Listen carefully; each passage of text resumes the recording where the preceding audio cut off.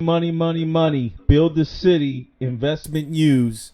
We talk about the stimulus and what it means for you. First off, I want to kick off the stimulus package ends on the 31st of July. The original act was the CARES Act. It added up to $600 per week in financial assistance for those who are unemployed. That right now is underneath the bubble. That was probably the biggest description act that I remember on the CARES Act. The new code of venture where the Republican Party has just proposed is called the HEALS Act. This new stimulus again proposes another $1,200 stimulus check.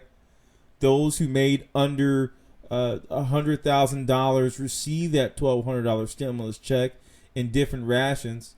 I believe $75,000 allowed you to get the full expenditure of $1,200. If you're over that $75,000 mark, you got a little bit less than $1,200. But let's kick into the details. I'm going to read it through so we can see where it is helping us from a investment perspective.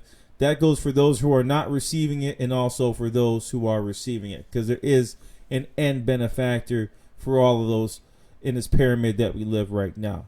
Let's get into it. Second round, $1,200, okay, for single taxpayer households. If you're married, luckily married, yeah, $2,400 for you. That's that one-time check that'll hit your bank account, okay? 5% of dollar qualified income above $75,000 for singles. So there goes that portion. If you are a dual household, $150K, you're still in qualification. So double the 75, you're still in the ball game, okay? Now, with that being said, $500 additional dollars will be paid out for eligible dependents, and they'll be qualified for the age groups above 17. Previously, it was just your kids. Now, grandma, grandpa, or anyone else who needs a dependency will take advantage of this new proposal by the Republican Party called the HEALS Act, okay? So that is one big change there when you talk about the one-time benefit and the dollars associated. So let's go back. You're going to still get $1,200. Dual families, married people, $2,400. $75,000. Let's just cut it down, make it easier for you. Between $500 and $750 for you guys over 75K, depending on how you're taxed. Now, when we look at the compensation, another big point that a lot of people were talking about around this brand new stimulus package, money, money, money, money, was the money that people were making sitting home. They talked about it all over the place from what I've been hearing. The big contention, you're making more money sitting on your butt versus going to work. And that's kind of tough, right? If you're in that situation and you're making more money sitting home than you are going to work, obviously finding a new job is a tough proposal. So where do they stand? Let's get to the point here. Federal pandemic unemployment compensation benefit. Again, remember, this is just a proposal.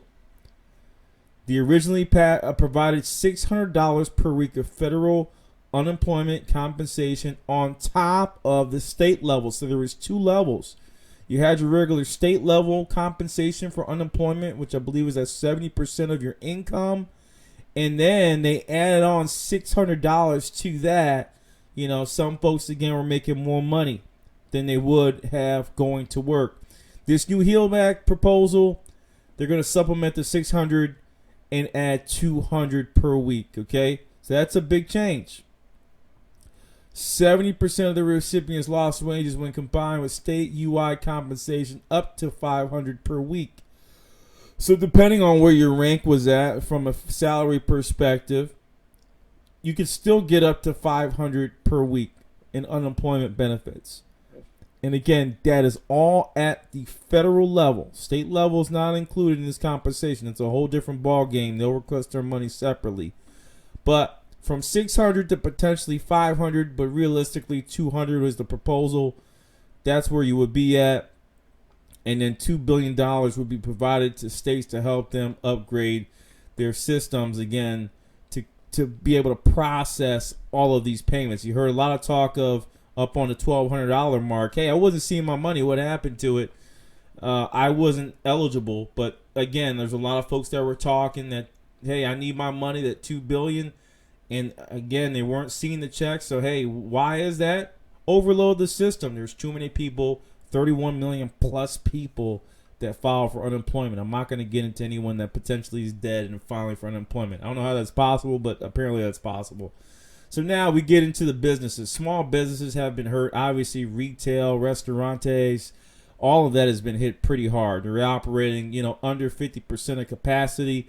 I see some folks stealing it in, adding some tables on the outside to make themselves 100%. But it's definitely not like the past.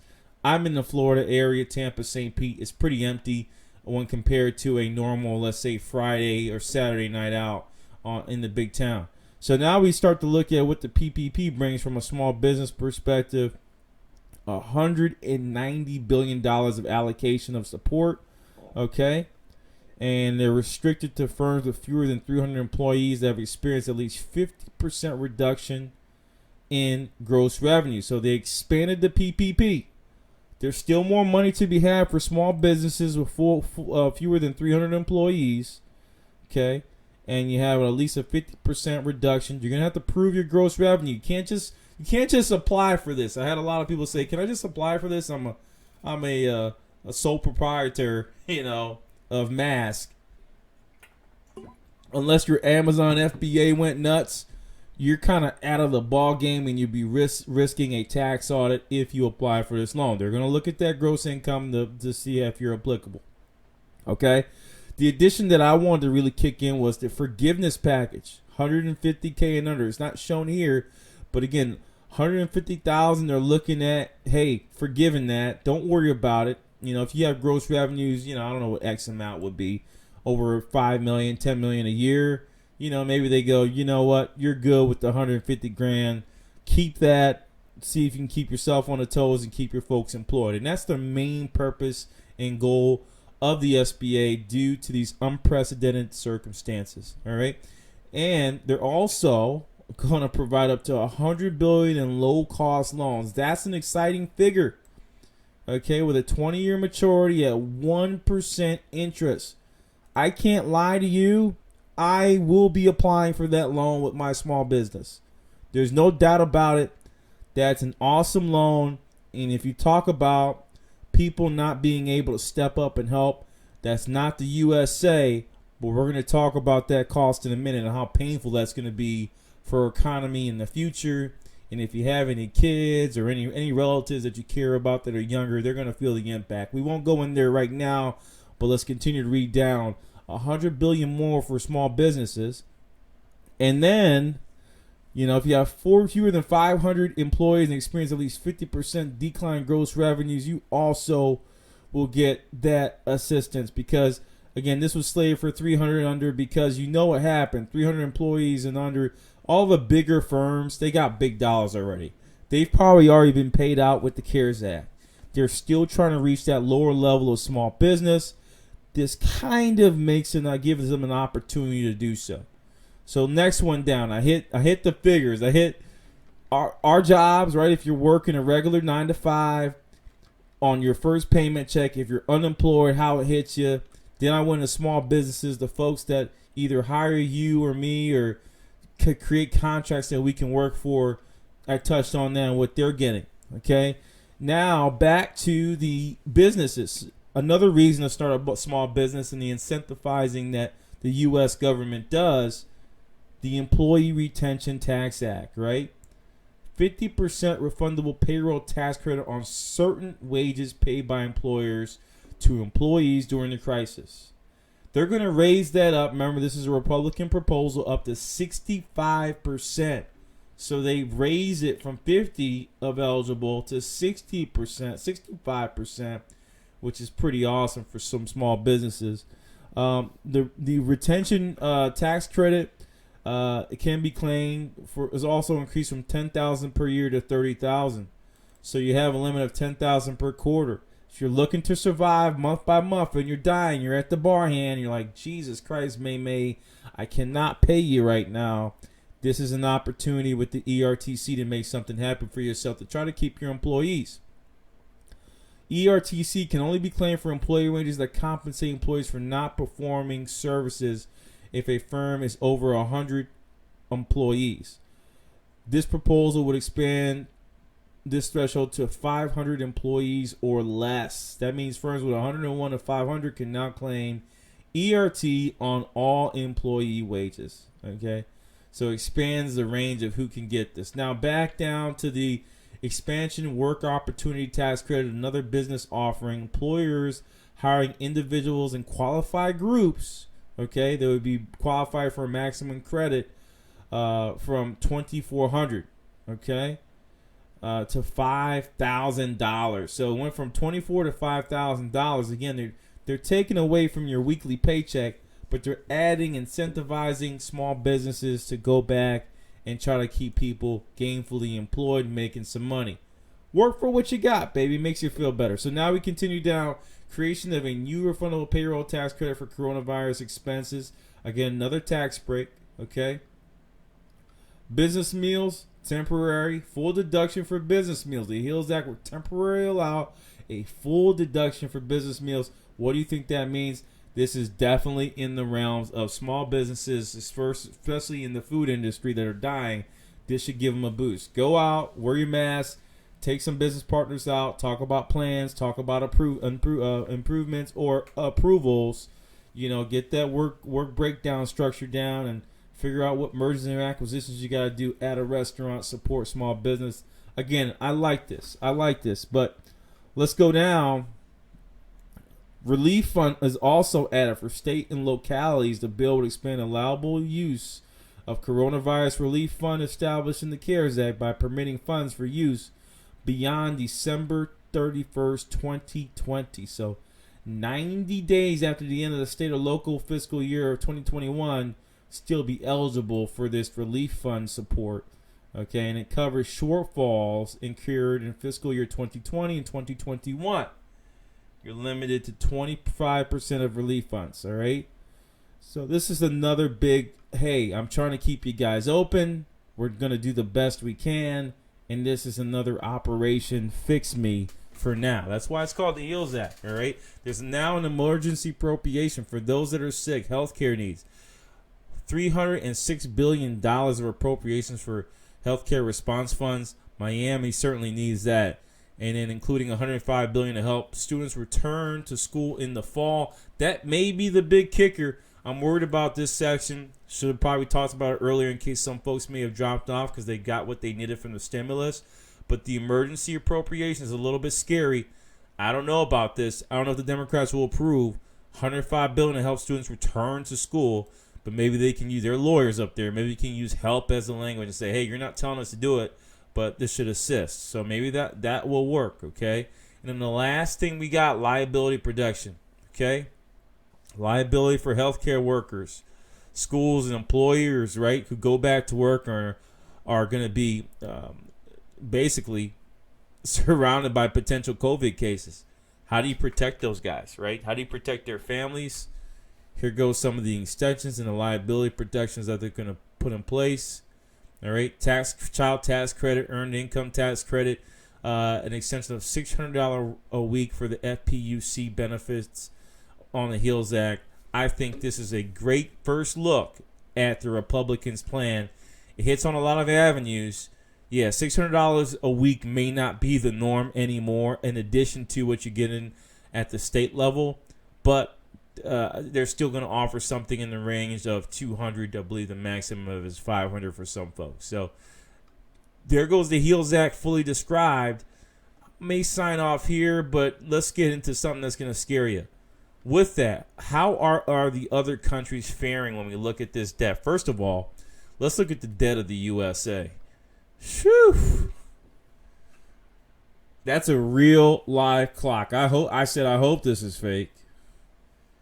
I hope this is fake, but that's a real clock of the U.S. debt. The debt per citizen is about $80,492. Can you hear me again? $80,492. When you talk about a taxpayer, obviously this is a house. $213,277. That's huge. That's huge. That's big numbers, unforeseen. And then you can look at the tax revenue on the other side and some of the GDP numbers, and you got to ask yourself, are we ever going to pay this back? I'm the first one to be honest with you. Never. Next up, as we move through, we look at some of the oxymorons that are happening in the market. The biggest one, right? Retail traders ending up in Robinhood world, right? E-Trades, Thinkorswim, whatever you're in, retail traders make up 25% of the market. I'm bringing this in because that was part of the discussion of why this Hell Heals Act may hold up in the wrong way. Somebody may say no bueno, and why they wanted to reduce payments because people are using the additional payments to go into trading, which is essentially a new form of gambling. At the end of the day, that's what it is. People are bored. It's exciting. It moves up and down. You can make some money from it. Gambling. And it's risque. It really twists the market up. But if you're a good trader and you have good timing, or you're a professional trader, this is like freaking a gold mine. A plan of freaking tilapias with 20 tiger sharks around. I mean, it's just easy money for a real trader who knows what he's doing. And that's why you're seeing all these commercials for, hey, trade with me and make some money, blah, blah, blah. Pay $40 a month to get in my insider look at my trading account. It's a gold mine for traders. This may be one of the biggest times in history for them. What else is changing? What else is making sense as we look at some of the volatility in the stock market? 25% of brand new broker accounts created. I want to look at the stimulus and how it affects the rest of the world. The blue line is what we need to key in on, and these are kind of the allied powers, all right, the alliances. I should have took Italy out of there, but essentially they're part of that G20 group. And Germany, guess what? Not too much being spent. Liquidity guarantees are high on, but again, look at the immediate fiscal impulse response. How much money was originally spent? U.S. leads the pack. I mean, Jesus Lord, look at that blue line there. Just big fiscal impulse payment. They did it immediately when we saw it. Kudos to Trump for doing it. But again, it just hurts us because we're headed in that debt direction. And when we look at that from a GDP perspective, I'm gonna zoom in a bit here so we can get a better look. This is how it looks at, like, all right, out there. Spending in the 20th century. We start from 1900, right? 1900. We go into a couple worlds. World War One, World War Two. That was heavy spend. Again, that line here indicates how much the spend is versus the GDP. And at that time, it was almost 50% of GDP at that point. I believe 41% is the number, but from this chart, it looks to be almost 51% of total spend. So where are we at with all these vehicles of spending? You can tell that we've tallied up higher and higher. The 2008 crash brought about some spending, and we're headed right back there in 2020 with the recent crash and demise of our markets due to the COVID-19 epidemic. All right, so those are some other things, right? By function, here goes the breakout. Where are we spending the most at? All right, so that's very interesting that everyone thinks defense is where it's spent at. Yeah, back in the 40s it was. You can see how much more in that yellow line. But right now, it's the blue line. It's the blue line. It's just on ourselves. GDP spending in the air, not even on military equipment. Military equipment is actually down. Welfare is actually pretty much down. Okay, education that's climbing a bit. Pensions are going to be a huge talking point. And then there goes that remainder I talked about. Where did that go? By the way, somebody help me figure that one out. There goes our defense spending. Obviously, it's down big time. So that's an area where if we're going to at least spend it there. Pension funds here, huge. I mean, it's just nuts. That's the scariest battle for us at this time is all these baby boomers retiring and who's going to pay for their retirement. At the end of the day, it's a pyramid. It is what it is. As we move along, I don't want to get too much into the weeds. You kind of see the government spending between groups. We get into another look at countries. This was built up, this chart, in 2019. You can kind of see where we're at. Let me go to the right again. And general government spending, we're going to head there. And where does the USA rank, right? When you look at that, and this is back in 19.